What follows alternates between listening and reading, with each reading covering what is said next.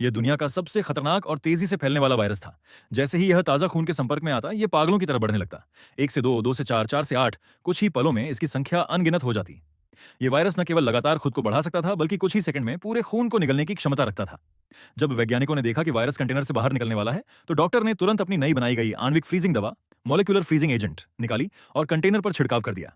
इससे वायरस की गतिविधि कुछ समय के लिए रुक गई। इस वायरस का नाम मून वाटर था। इसकी संक्षारण करोशन शक्ति इतनी ज्यादा थी कि यह जानवरों का खून भी पूरी तरह नष्ट कर सकता था। अगर यह इंसान के शरीर में प्रवेश कर जाए, तो संक्रमित व्यक्ति के शरीर से लगातार पानी जैसी तरल चीज बाहर निकलने लगती है। कहा जाता है कि यह वायरस शरीर को अंदर से धीरे धीरे खत्म कर देता है। इस समय डॉक्टरों के सामने सबसे बड़ी चुनौती अंतरिक्ष यात्री के शरीर में मौजूद इस वायरस को नियंत्रित करना था, क्योंकि जैसे जैसे वायरस उसके शरीर का खून निकल रहा था, उसके मुंह से लगातार तरल पदार्थ बाहर निकल रहा था। यदि इसे समय रहते नहीं रोका जाता, तो उसके शरीर में खून की एक बूंद भी नहीं बचती और अंत में सिर्फ एक सूखी लाश रह जाती। डॉक्टरों ने तुरंत उसके सिर को सहारा दिया और वायरस के फैलाव को रोकने की कोशिश की। साथ ही उन्होंने खून का नमूना लेकर उसे प्रयोगशाला में जांच के लिए भेज दिया। माइक्रोस्कोप के नीचे गहन जांच के बाद यह पुष्टि हुई कि अंतरिक्ष यात्री वास्तव में उसी मून वाटर वायरस से संक्रमित था, जिस पर वैज्ञानिक पहले से शोध कर रहे थे। सौभाग्य से आणविक फ्रीजिंग दवा इस वायरस के फैलाव को रोक सकती थी।